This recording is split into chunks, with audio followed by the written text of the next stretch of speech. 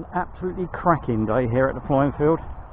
Been able to fly most of the weekend, not me, but the club, and I didn't think today would be very good, but it's actually turned out marvellous. And no wind, unfortunately, which is never a good thing.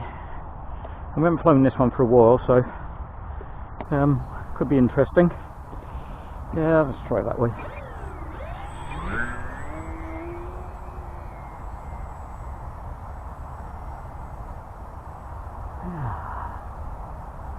Okay, well, I actually haven't flown for a while, full stop, so right at the beginning of January was the last time I flew. Not that you got to fly every day, but it does help. Also, this very bright weather is playing havoc with my eyes.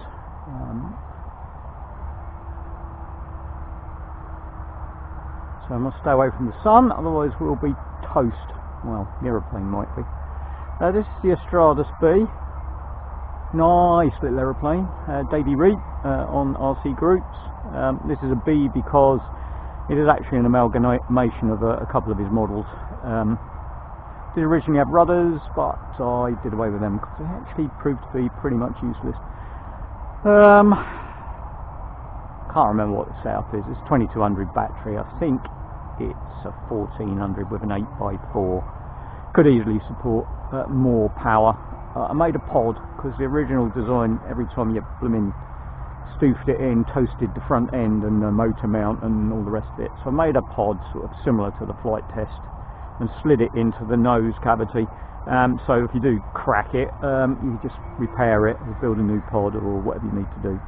Hasn't really altered the flying characteristics, which are great. But it is a fairly sedate model, a great way to start.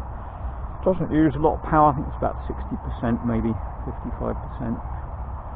And just tootling around a bit, just to get my hand back in. And eyes, hand-eye coordination, and with no wind, of course, you've got nothing to resist against, so or fly into or fly out of. So there are, whilst having no wind is good in some respects, it isn't necessarily good in others. I do prefer a bit of wind, but there is absolutely none today. Not a bloody sausage. Yes, that's one thing it doesn't do great unless you get a lot of power. It doesn't loop particularly well. It's a bit of a, you have to increase the power to do it and then decrease the power after. Other than that, it really rolls nice. It really flies nice.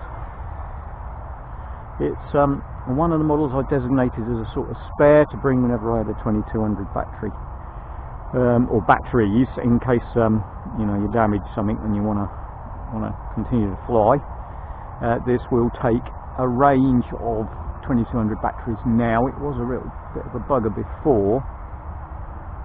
I actually had to move the servos, in fact, from the original plan a bit further forward, just to make the CG a bit more acceptable. But putting the pod on certainly helped with that anyway.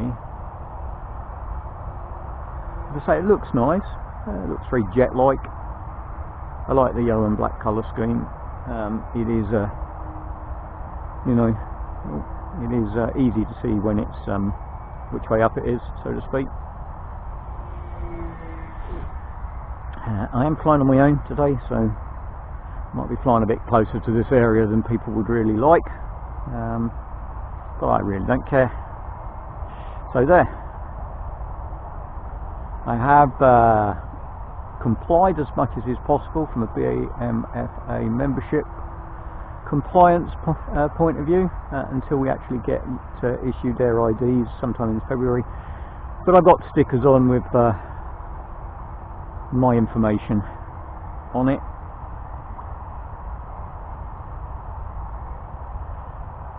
Just in case it goes on a fly off on its own, which is reasonably unlikely. I set the fail-safes as normal, so it would have to be some really weird failure that would cause it to do that, but you never know. We've got quite a big flying area here, albeit that there are voids at the house end, just down that end. And on the periphery, but you got a huge area. I mean, I've had to walk across most of it to collect some of my models, and it is enormous, which is great, and reasonably flat, which is also great.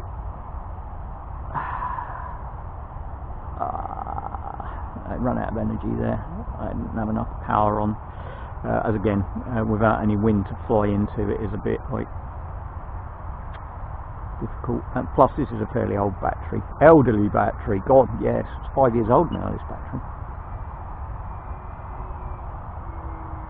which does mean that it's a bit sad when it comes to power. And when you get to the end of it, you certainly know, although I never cook my batteries below about 3.7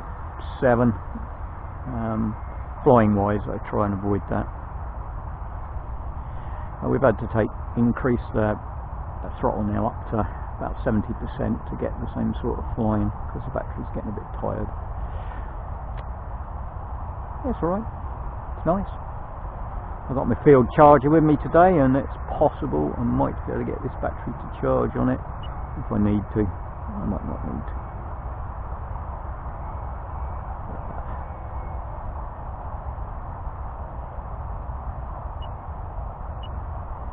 Yep. Well, we'll just do another couple of circuits, I think. It's nice. It's a nice relaxing model. You have to think about the turns a bit in advance. It's a bit like you might call a sloppy linkage in terms of control response. It's not the snappiest model.